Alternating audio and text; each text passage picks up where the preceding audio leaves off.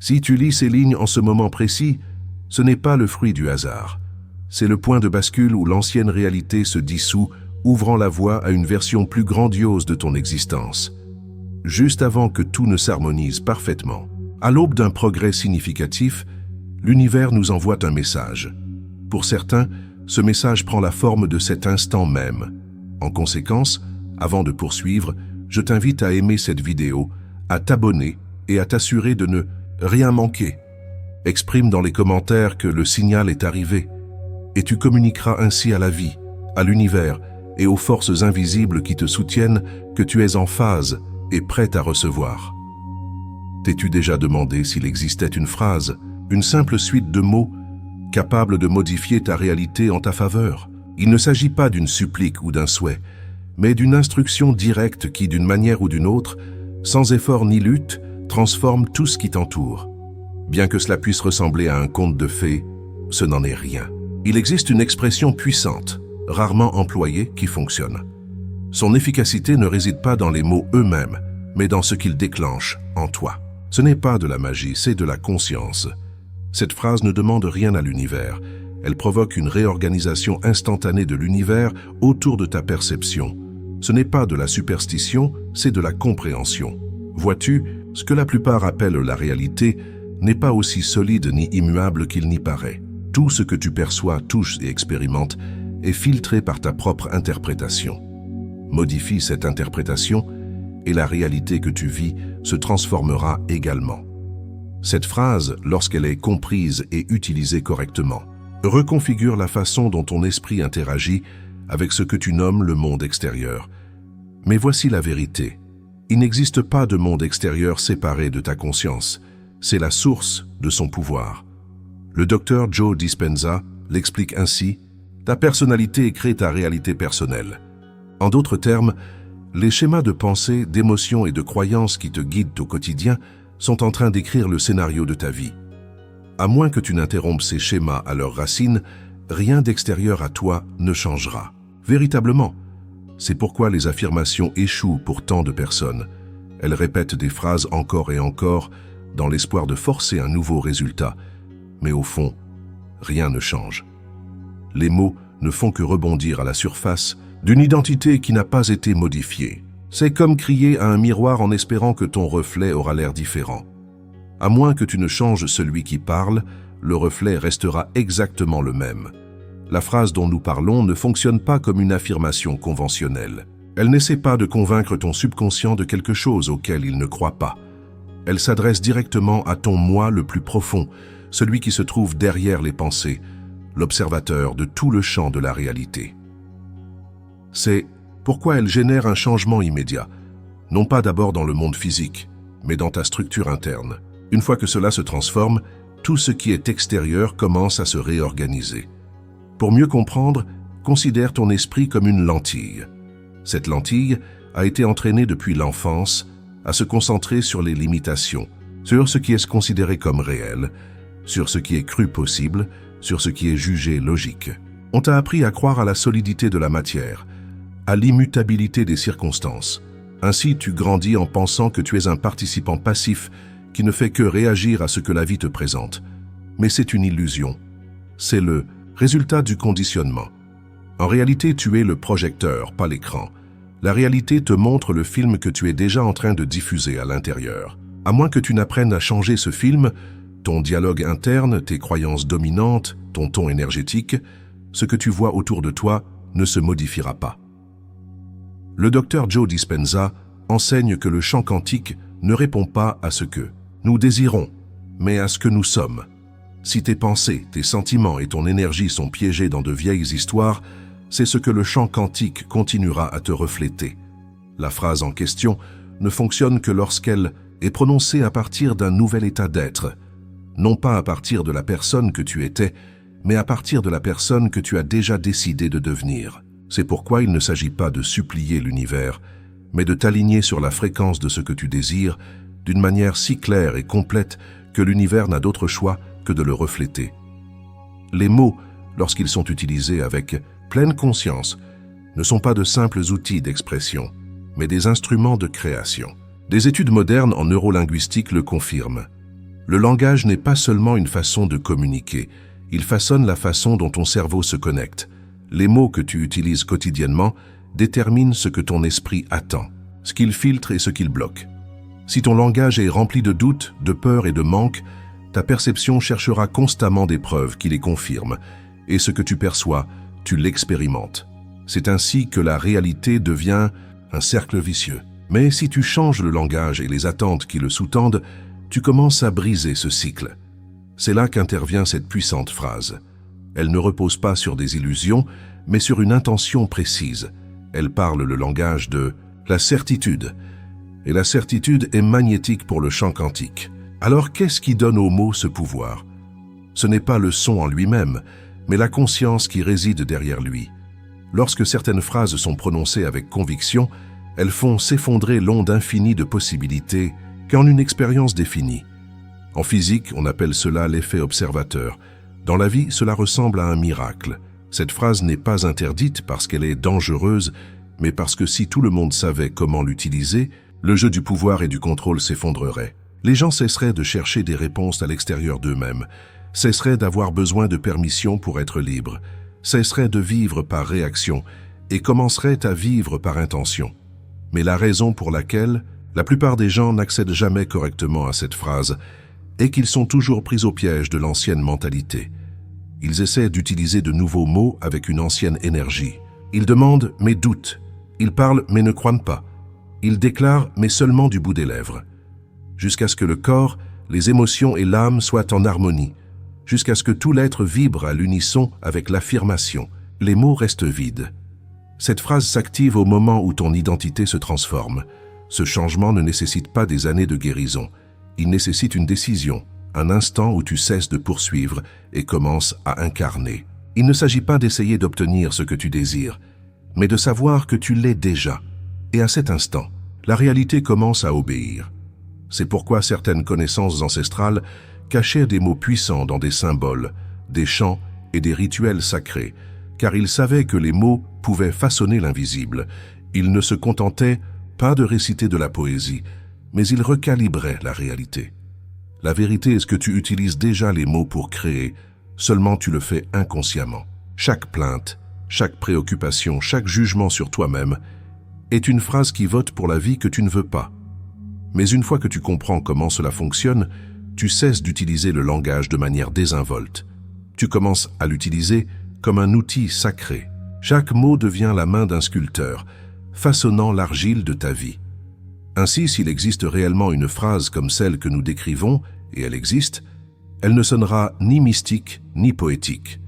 Elle sonnera simple, mais elle transmettra la fréquence de quelqu'un qui sait déjà qui il est, et c'est tout le secret. La plupart des gens font presque tout correctement en matière de manifestation. Ils répètent des affirmations chaque matin, visualisent leurs objectifs avec tous les détails, écrivent leurs désirs, répètent mentalement la vie de leurs rêves et essaient de se sentir bien à ce sujet. Mais au fond, quelque chose ne colle pas. Ce qu'ils ne comprennent pas, c'est qu'il existe une phrase, une habitude silencieuse qui annule tout ce qu'ils essaient de construire, et la plupart du temps, ils ne savent même pas qu'ils l'utilisent. Elle est presque toujours prononcée à voix haute, mais elle est toujours là en arrière-plan. On peut l'entendre quand quelqu'un dit « Je veux plus d'argent », « J'aimerais pouvoir trouver l'amour » ou « J'ai besoin d'un changement radical ». Cela semble inoffensif, mais ça ne l'est pas, car voici la vérité. Au moment où tu dis « je veux », tu dis aussi « je n'ai pas ». L'acte de demander confirme l'absence. Tu ne t'en rends peut-être pas compte, mais chaque fois que tu déclares ton désir, tu dis silencieusement à l'univers « cela ne fait pas encore partie de ma vie ». Et cela compte, car l'univers ne répond pas aux mots, il répond à ton état d'être. Le Dr Joe Dispenza a précisément parlé de ce piège. Il explique que si tu continues à essayer de créer ton avenir tout en ressentant les émotions de ton passé, manque, frustration, désir ardent, tu restes piégé dans le même schéma. Tu peux penser positivement toute la journée, mais si ta signature émotionnelle est le manque, c'est ce que tu transmets, et le champ d'énergie qui relie toute chose te renvoie simplement ce signal. Ainsi, plus tu poursuis quelque chose, plus tu l'éloignes, plus tu supplies, plus tu affirmes qu'il te manque. C'est le piège dans lequel tombent presque tous. Ils essaient de convaincre l'univers de leur donner quelque chose sans se rendre compte que l'univers ne fait que répondre à ce qu'ils incarnent à ce moment précis. Il ne s'agit pas de savoir combien tu demandes quelque chose, mais de la certitude que tu as qu'il t'appartient déjà. Tu peux dire que tu veux de l'amour, mais si ton énergie dit « je n'en suis pas digne », tu continueras à attirer des personnes qui renforcent cette histoire. Tu peux affirmer que tu es riche, mais si tu continues à te sentir anxieux chaque fois que tu regardes ton compte bancaire, ta fréquence émotionnelle n'est pas alignée sur l'abondance. Tu dis une vérité, mais tu vibres autre chose, et cette vibration est ce qui façonne réellement ta vie. Les gens sont souvent frustrés parce qu'ils ne comprennent pas pourquoi rien ne change. Ils font tout ce qu'on leur a dit. Écrire des affirmations, établir des intentions, visualiser le succès. Mais sans le savoir, ils envoient des signaux contradictoires. Ils disent qu'ils veulent une chose, mais au fond, ils restent attachés à la peur, au doute et à la limitation. C'est comme appuyer sur l'accélérateur et le frein en même temps. La manifestation ne consiste pas à faire arriver quelque chose à l'extérieur. Il s'agit de devenir la version de toi-même qui vit déjà dans cette réalité et de le faire sans douter, sans le remettre en question toutes les 5 minutes et sans mesurer combien de temps cela prend. C'est pourquoi la certitude est plus importante que l'effort. Tu n'attires pas ce que tu veux, tu attires ce que tu es, non pas en surface, mais au niveau de l'énergie, de l'émotion et des croyances. Et ce n'est pas seulement une idée pour se sentir bien. Il y a une vraie science derrière cela. L'une des expériences les plus révélatrices de la physique quantique est l'expérience de la double fente. Sans entrer dans les détails techniques, la conclusion est la suivante. Lorsque les particules ne sont pas observées, elles se comportent comme des ondes, existant dans de multiples possibilités à la fois. Mais au moment où quelqu'un les observe, ces possibilités s'effondrent en un seul résultat. Cela nous dit quelque chose de très puissant. L'acte d'observer change la réalité. Ton attention n'est pas passive, elle façonne ce qui se passe. Ainsi, si ton attention est toujours centrée sur ce qui manque, sur ce qui n'est pas encore arrivé, c'est la version de la réalité que tu renforces. Maintenant, pense à la façon dont la plupart des gens manifestent. Ils concentrent toute leur énergie sur ce qu'ils n'ont pas encore. Ils se réveillent chaque matin et pensent « je n'ai toujours pas ce que j'ai demandé ». Ils regardent leur tableau de visualisation et disent « un jour j'aurai ça ». Et tout leur état émotionnel tourne autour de l'absence de cela. Mais voici le secret. Le champ d'intelligence qui régit l'univers te répond déjà, non pas à ce que tu dis, mais à ce que tu crois, à ce que tu attends, à ce que tu ressens encore et encore. Le docteur Joe Dispenza enseigne souvent que ta personnalité crée ta réalité personnelle, et ta personnalité est formée de la façon dont tu penses, sens et agis chaque jour. Si rien ne change dans ces 3 domaines, ton monde extérieur ne change pas non plus. La clé n'est donc pas de demander plus ni de visualiser plus intensément, mais de s'aligner sur ce qui est déjà. Analysons cela. Imagine une personne qui veut manifester une meilleure santé. Elle répète des affirmations, s'imagine son corps guéri, mais chaque jour elle se plaint aussi de sa douleur, mesure ses symptômes, vérifie s'il y a une amélioration, et lorsqu'elle ne voit aucun changement immédiat, elle tombe dans l'inquiétude ou la frustration. Cet état émotionnel devient le signal dominant, donc même si elle prononce les mots justes, elle vit dans la résistance. Elle continue d'émettre la fréquence de la maladie. Maintenant, imagine quelqu'un qui abandonne complètement l'histoire, qui ne vérifie plus si les choses s'améliorent, qui vit, ressent et respire simplement comme si la guérison était déjà en cours, avec certitude, calme et sans hésitation. C'est alors que le corps commence à suivre, car le subconscient ne fait pas la distinction entre une expérience profondément imaginée et une expérience réelle. Cela a été démontré par les neurosciences. Des études ont montré que les personnes qui répètent mentalement un mouvement comme soulever des poids peuvent augmenter leur masse musculaire sans toucher un haltère. Le cerveau s'active de la même manière que s'ils effectuaient l'action physiquement. Pourquoi? Parce que le système nerveux n'a pas besoin de preuves externes, il a seulement besoin de cohérence interne. C'est à ce niveau que le changement se produit, non pas quand tu l'attends, mais quand tu vis à partir de lui. Mais la plupart des gens n'atteignent jamais ce point parce qu'ils sont pris au piège de contradictions invisibles. Ils disent qu'ils croient à l'abondance, mais ils continuent d'agir par peur. Ils parlent d'amour mais ils n'y croient pas. Ils affirment qu'ils sont prêts pour le succès.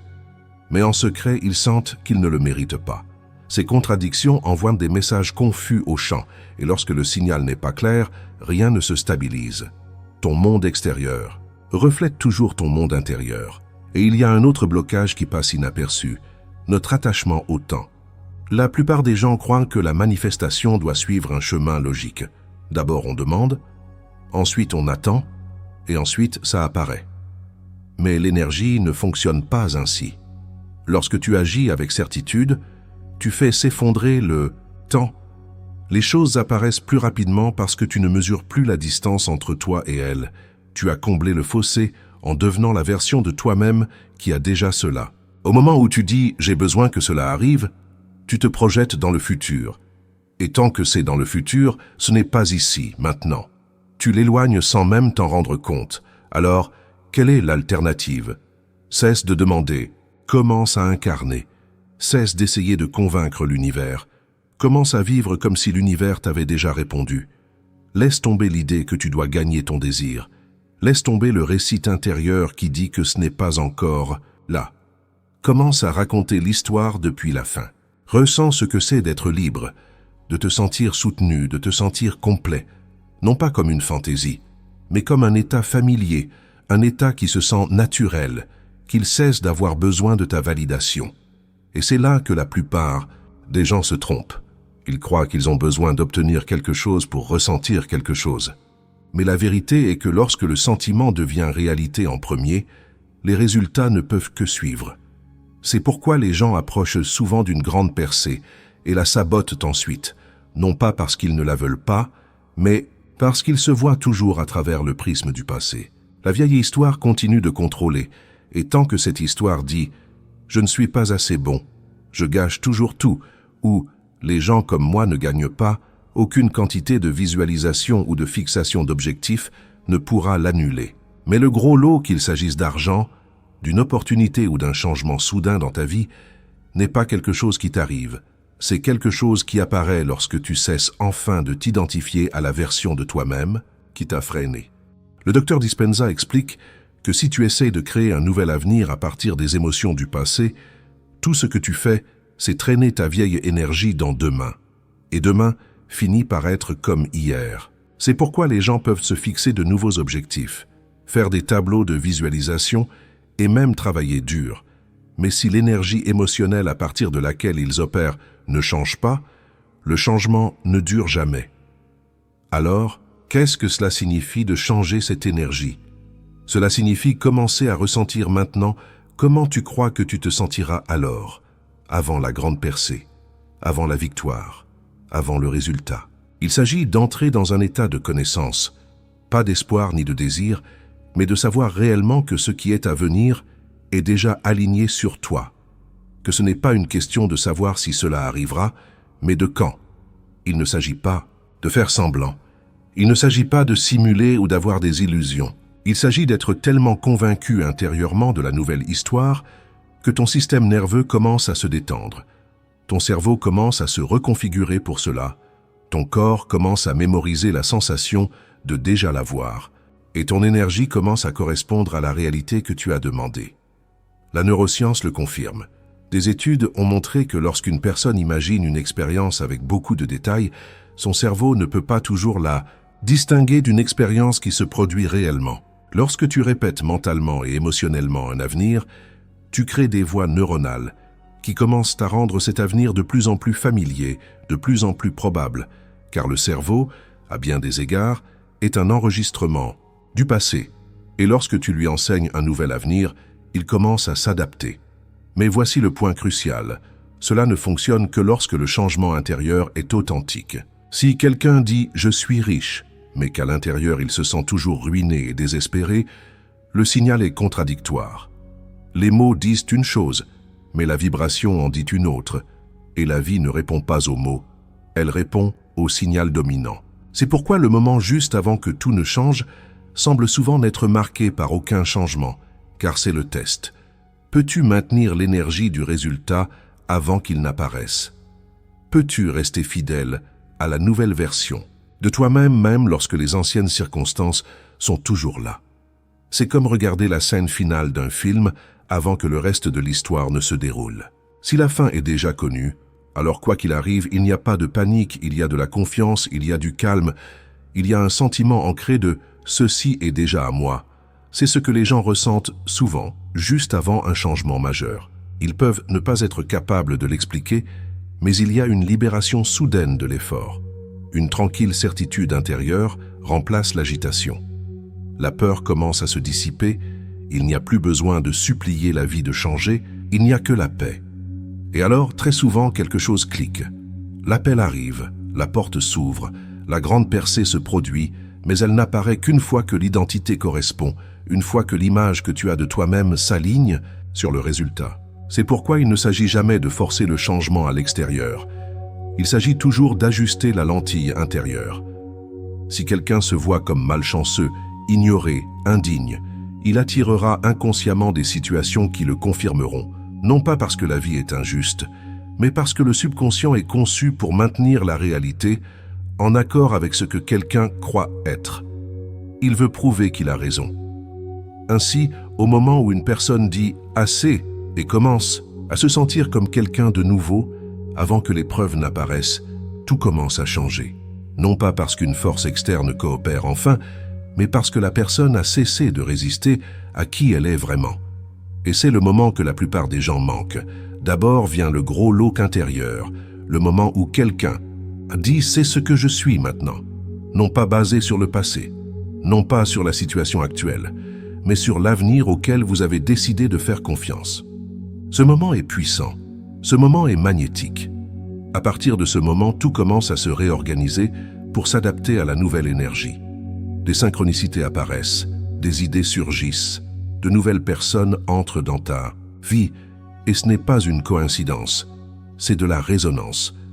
Le monde commence à refléter ce que tu as décidé être vrai à ton sujet, et souvent, juste avant que quelque chose d'extraordinaire n'apparaisse, la personne se tait intérieurement. La peur disparaît, le doute s'évanouit, non pas parce que les conditions sont parfaites, mais parce qu'elles le sont enfin.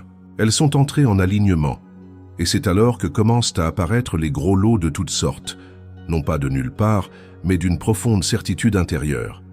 Alors, si tu sens que rien ne se passe, que tout reste en suspens, que le monde extérieur ne s'est pas encore mis à niveau, ne l'ignore pas. Cela pourrait être le moment exact avant que tout ne s'emboîte, juste avant que la victoire n'arrive, juste avant que la vie dont quelqu'un a rêvé ne devienne la vie qu'il est en train de vivre. Parce que la vie ne répond pas à l'espoir désespéré, elle répond à la connaissance alignée. Et lorsque cette connaissance devient inébranlable, le gros lot n'est jamais loin. Si ceci t'a parlé, aime la vidéo et abonne-toi pour plus de contenu comme celui-ci. Quelle est une croyance dont tu es prêt à te débarrasser pour que ta grande percée arrive enfin? Laisse-la dans les commentaires ci-dessous.